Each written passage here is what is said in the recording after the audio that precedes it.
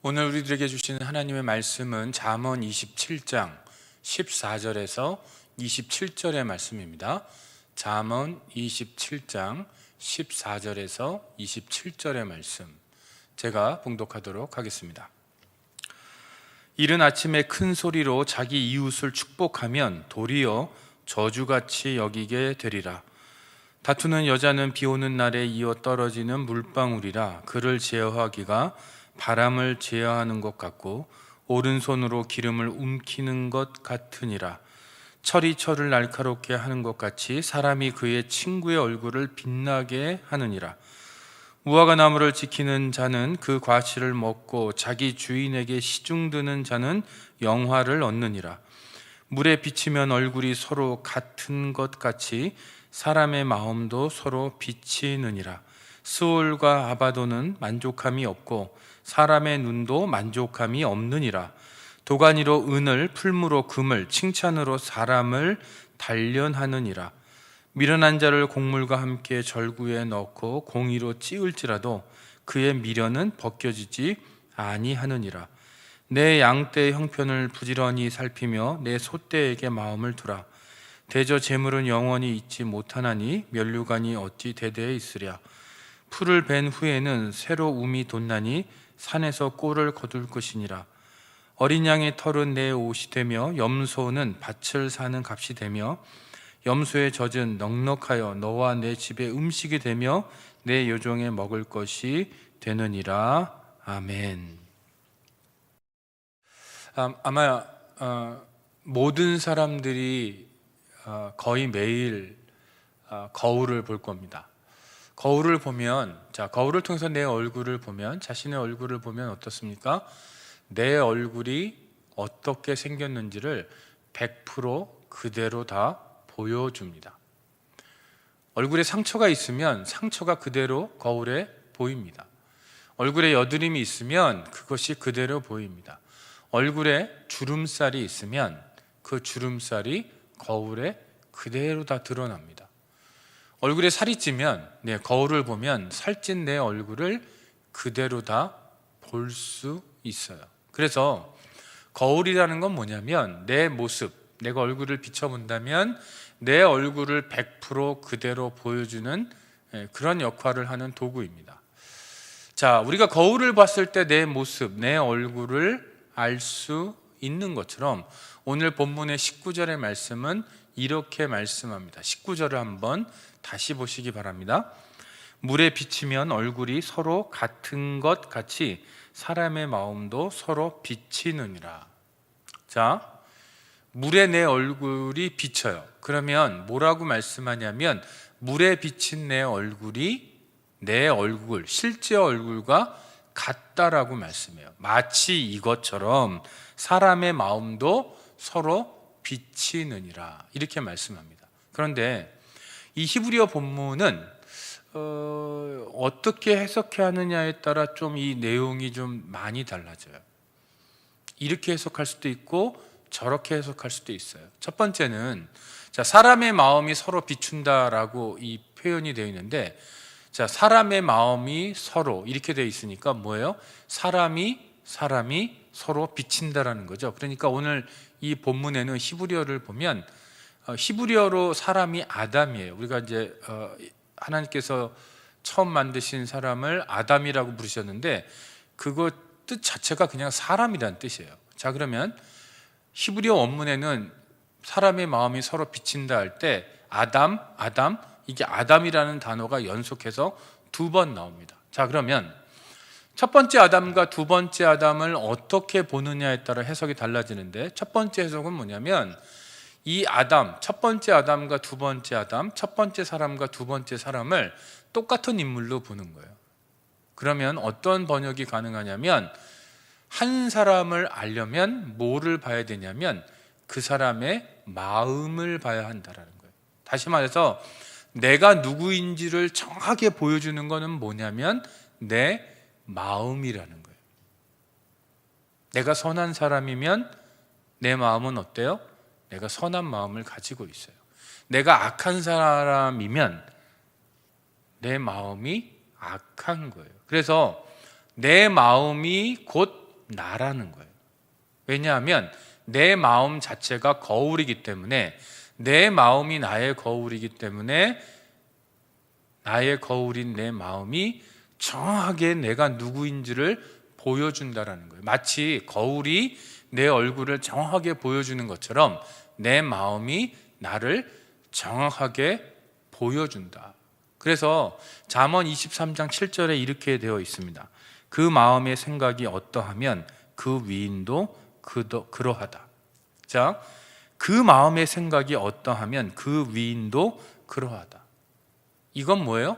한 사람과 그 사람의 마음을 동일시하는 거예요. 예수님의 교훈 가운데 결국은 인간의 내면에 있는 것, 인간의 마음 속에 있는 것이 입 밖으로 나온다라고 그렇게 말씀합니다. 선한 사람은 마음 속에 선한 것을 쌓아놔요.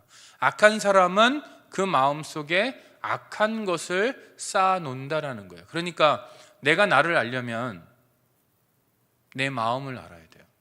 내가 다른 사람을 알려면 그 사람의 마음을 알아야만 그 사람을 알 수 있다라는 거예요. 그런데 우리는 한 사람을 해석할 때, 한 사람을 알아갈 때 그 사람의 마음을 보기보다는 어떤 것에 더 집중하냐면, 어떤 집에 살고 있고, 어떤 차를 타고 있고, 또 어떤 옷을 입고, 어떤 브랜드의 가방을 들고 있고, 어떤 브랜드의 신발을 신고 있고, 어느 동네에 살고 있고, 뭐 이런 것을 가지고 그 사람을 파악하는 경향이 있어요. 그러나 오늘 본문이 알려주는 말씀은 뭐냐면, 내 마음이, 자, 아담과 아담을 동일인으로 볼 때 얘기입니다. 내 마음이 거울이에요. 그래서 내 마음이 내가 누구인지를 그대로 보여주는 거예요. 그러니까 내가 누구인지를 알려주는 것은 내가 살고 있는 어떤 외적인 조건이 아니고, 내가 가지고 있는 어떤 외적인 조건이 내가 누구인지를 알려주는 것이 아니고, 내 마음이 나를 알려주는, 내가 누구인지를 알려주는 거울과 같은 거다, 이 말씀입니다. 자, 두 번째 해석은 뭐냐면, 첫 번째 나타나는 이 아담, 두 번째 나타나는 아담, 사람과 사람, 이것을 서로 다른 인물로 가정하고 해석하는 거예요. 그건 뭐냐, 내가 누구인지를 알려주는 존재가 누구냐면 타인이라는 거예요. 다른 사람을 통해서 내가 나를 볼 수 있다라는 거예요. 자, 다른 사람이 뭔가 잘못해요. 그러면 뭐예요? 그것이 나의 죄성을 그대로 반영해주는 그런 역할을 한다는 거예요. 누군가가 거짓말을 하고 있고, 누군가가 사람을 속이면서 혹은 시기하고 질투하면서 뭔가를 하고 있다면, 그것이 뭐냐면 그것이 곧 나를 반영해주는 거울이라는 거예요. 자, 누군가가 뭔가를 잘못하고 있을 때 우리는 그 사람을 비판해요, 정죄해요, 욕해요. 그러나 실제로는 잠언이 알려주는 건 뭐냐면, 그 사람이 내가 누구인지를 알려주는 거울이다라고 말씀한다라는 거예요. 다시 말해서 다른 사람의 모습을 통해서 나를 보는 것, 이것이 우리들에게 필요하다라는 거예요. 그럼 그 다른 사람이 누굴까? 배우자일 수 있어요, 자녀일 수 있어요, 친구일 수 있어요, 교우일 수 있어요, 목회자일 수 있어요, 구역장일 수 있어요, 여러분의 친한 어떤 멘토일 수도 있어요. 그런 사람들이 결국 여러분이 누구인지를 보여주는 그런 거울과 같은 존재다라고 말씀한다라는 거예요. 그래서 신앙생활은 혼자 할 수 없어요. 내가 누구인지를 알려주는 누군가가 우리들에게는 다 필요하다는 뜻이에요. 내가 스스로 내가 나를 볼 때, 내가 내 내면을 들여다볼 때 어떤 유명한 상담가를 찾아가서 상담을 받아야만 내가 누구인지를 알 수 있는 것이 아니고, 물론 그럴 수도 있겠죠. 그러나 다른 사람의 모습, 다른 사람의 마음을 통해서 내가 내 마음을 얼마든지 알 수 있다라는 거예요. 그래서 오늘 본문 17절이 이렇게 얘기합니다. 철이 철을 날카롭게 하는 것 같이 사람이 그의 친구의 얼굴을 빛나게 하느니라. 자, 철이 철을 날카롭게 하는 것 같이 그 사람의 친구가 얼굴을 빛나게 해준다. 여러분, 그 대장장이가 칼을 만드는 장면을 영상으로 보신 적이 있으십니까? 숫작업으로 칼을 만드는 영상을 보면 빨갛게 달궈진 그 철을 쇠망치로 내려쳐요. 그러면서 그 쇠망치로 내려치면서 어떻게 됩니까? 날이 만들어지죠. 날카로워져요. 자, 친구가 어떤 존재냐 하면 쇠망치와 같은 존재다. 그래서 나를 두드려요. 나를 두들겨요. 그래서 나를 날카롭게 하고, 그래서 내 얼굴을 빛나게 해준대요. 자, 여러분, 진짜 친한 친구들은 어때요? 여러분들에게 직선적으로 모든 걸 얘기할 수 있는 사람, 그 사람이 여러분들의 친한 친구이죠. 잘못하면 욕도 해가면서 야 임마 너 그렇게 살지 마, 인생 그렇게 살지 마 라고 직언을 해줄 수 있는 사람이 친구예요. 마찬가지로 그런 친구의 그런 모든 조언과 가이드가 마치 쇠망치처럼 나를 때려요.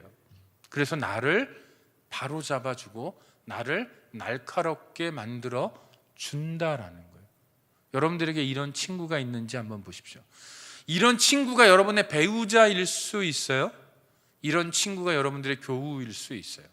이런 친구가 여러분들의 목회자일 수 있어요. 이런 친구가 여러분들의 어떤 멘토일 수 있어요. 그런 분들이 여러분 주변에 필요하다. 지혜 있는 사람은 어떤 사람이냐면, 내 친구가 그게 누구든 간에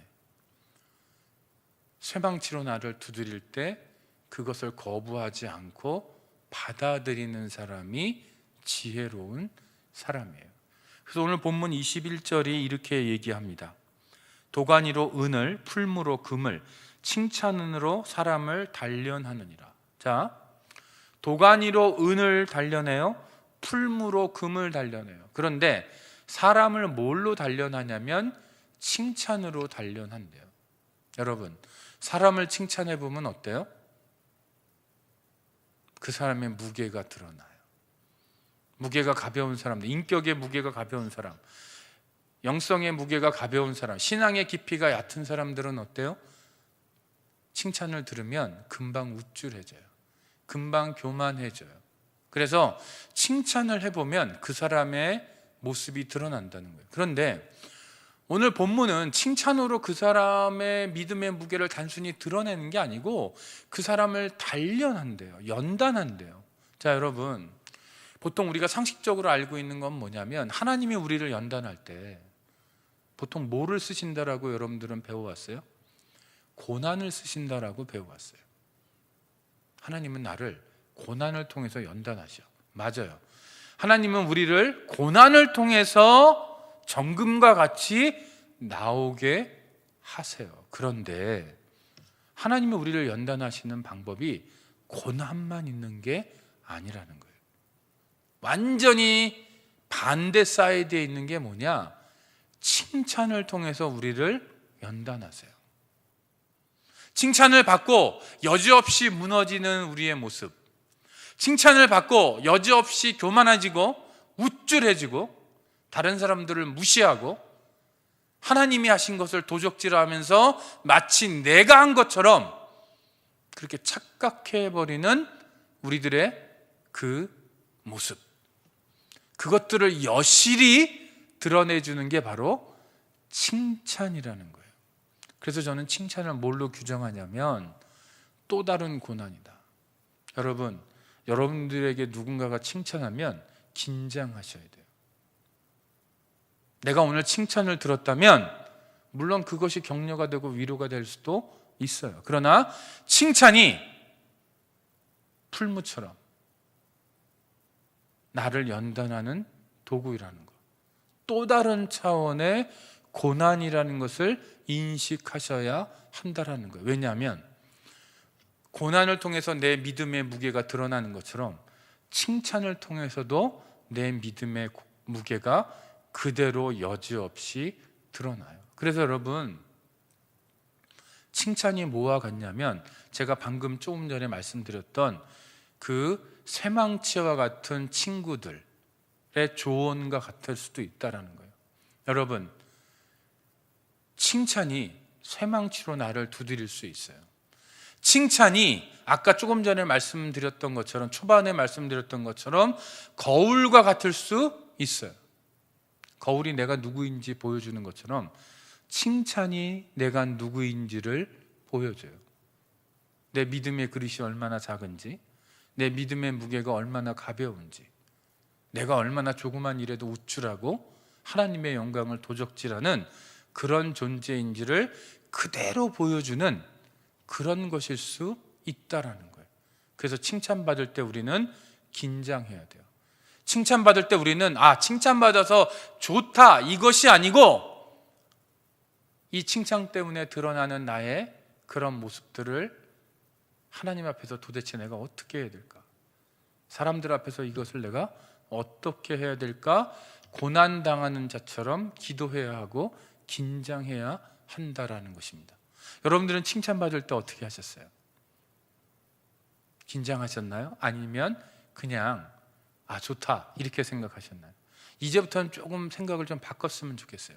칭찬받을 때 또 다른 차원의 고난이 나에게 오고 있다라는 생각을 하시면 좋을 것 같아요. 자, 그리고 22절에는 이렇게 말씀합니다.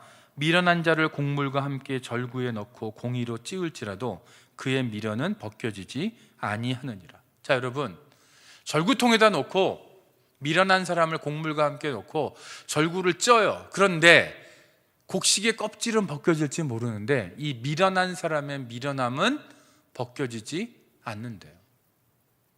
왜 그럴까요? 오늘 본문 가운데 미련함은 뭘까요? 오늘 본문 가운데 지혜는 뭘까요? 오늘 본문 가운데 나타나는 지혜는 내가 내 마음을 통해서 나를 보는 거예요. 내 마음을 들여다보면서 내가 누구인지를 깨닫는 거예요. 칭찬을 듣고 내가 누구인지를 깨닫는 게 아니고, 내가 내 마음을 들여다보면서 칭찬 앞에 우쭐해하는 나를 보면서, 우쭐한 마음을 갖고 있는 나를 보면서, 칭찬 앞에 내가 교만해지는 나의 마음을 보면서 내가 누구인지를 아는 것, 그게 바로 지혜예요. 다른 사람을 통해서 내가 누구인지를 아는 것, 그게 지혜예요. 다른 사람에 반영되어 있는 내 모습, 결국 안에 죄성을 가지고 있고 그 죄성으로 인해서 일어나는 모든 마음의 작용들을 보면서 그 사람을 그냥 비난하고 끝나는 것이 아니고 저 모습이 내 모습이구나라고 깨닫는 것, 그게 지혜예요. 그런데 미련한 건 뭐예요? 그러면 거울을 보지 않는 거예요. 내가 내 마음을 들여다보지 않는 거예요. 다른 사람을 통해서 나를 보지 못하는 거예요. 칭찬을 들으면 우쭐하고 교만해지는 게 미련한 거예요. 우쭐하고 교만했는데 내가 교만하다는 것조차 모르는 것, 그게 바로 미련함이에요. 그런데 이 미련한 사람을 절구통에 놓고 찧어도 그 미련함이 바뀌지 않는다. 왜 그래요? 대부분 이게 선천적이기 때문에 그래요. 많은 경우. 물론 다 그런 건 아니죠. 또 그런 사람들일수록 자기를 성찰하는 자기 성찰의 능력이 부족하기 때문에 아무리 옆에서 누군가 얘기해주고 환경에 고난이 와도 쉽게 바뀌지 않는다라는 거예요. 그래서 여러분, 고난이 왔을 때, 혹은 하나님의 징계가 왔을 때, 혹은 칭찬을 듣고 우쭐해하는 것을 깨닫고 바뀌는 사람이 있다면 그분은 상당히 좋은 사람이에요. 왜냐? 그 모든 것들 속에서도 바뀌지 않는, 절구통에 넣어도 바뀌지 않는 사람들이 너무나도 많기 때문에 그래요. 여러분들, 이스라엘 백성들의 광야에서의 삶을 보세요. 하나님이 아무리 절구로 쪄도 안 바뀌었어요. 사사기 시대의 모습을 보세요. 하나님이 절구통에 넣고 쪘어요. 그런데 안 바뀌었어요. 그런데 여러분, 우리의 인생을 한번 돌아봤으면 좋겠어요. 하나님이 여러분들 절구통에 넣고 찐 적이 있으시죠? 있을 거예요. 그러면 그때 여러분의 미련함이, 우리가 갖고 있는 미련함이 과연 바뀌었나? 바뀌었다라고, 벗겨졌다라고 자신 있게 얘기할 수 있는가? 그렇지 않은 경우도 많다라는 거예요. 자, 여러분 주변에 여러분을 반영해 줄 수 있는 사람이 필요해요. 여러분이 어떤 사람인지. 또 쇠망치처럼 여러분들에게 무언가를 직언해 줄 수 있는 친구가 필요해요. 그게 배우자든 자녀든 친구든 멘토든 목회자든 교우든 그런 사람이 있어야 돼요. 우리들에겐 그런 사람이 필요해요. 여러분의 마음을 들여다보면서 다른 사람을 통해서 여러분을 볼 수 있는 그런 영적인 축복이 있기를 바라요. 여러분들은 칭찬 앞에서 어떻게 하셨습니까? 우쭐하셨습니까? 그렇다면 이제는 칭찬이 또 다른 차원의 고난인 것을 인식하면서 내가 만약에 누군가로부터 칭찬을 듣는다면 긴장했으면 좋겠어요. 그 칭찬이 여지없이 내가 누구인지를, 내 믿음의 무게가 어떠한지를, 내 믿음의 깊이가 어떠한지를 여지없이 드러내는 그런 믿음의 실현인 것을 인식하고 오히려 칭찬을 들을 때 하나님 앞에 사람 앞에 긴장하면서 자기를 돌아볼 수 있는 축복이 있기를 바랍니다. 기도하겠습니다. 하나님 아버지, 오늘 우리 인간의 마음에 대해서 말씀해 주셔서 감사합니다.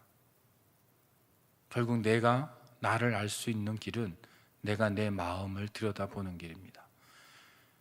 그것이 온전히 내가 내 내면을 들여다보든 혹은 다른 사람을 통해서 내가 나를 깨닫든 온전히 하나님 앞에서 나를 돌아볼 수 있는 축복을 우리에게 주시옵소서. 또 나를 날카롭게 할 수 있는 쇠망치와 같은 친구를 우리 옆에 두시고, 또 하나님, 우리가 칭찬 들을 때에 정말 긴장해서 그 칭찬 앞에 우쭐하고 무너지는 것이 아니고 그 안에서 나의 무게를, 믿음의 무게를 재보고 하나님 앞에 더 엎드릴 수 있는 저희가 되도록 함께하여 주시옵소서. 예수님의 이름으로 기도합니다. 아멘.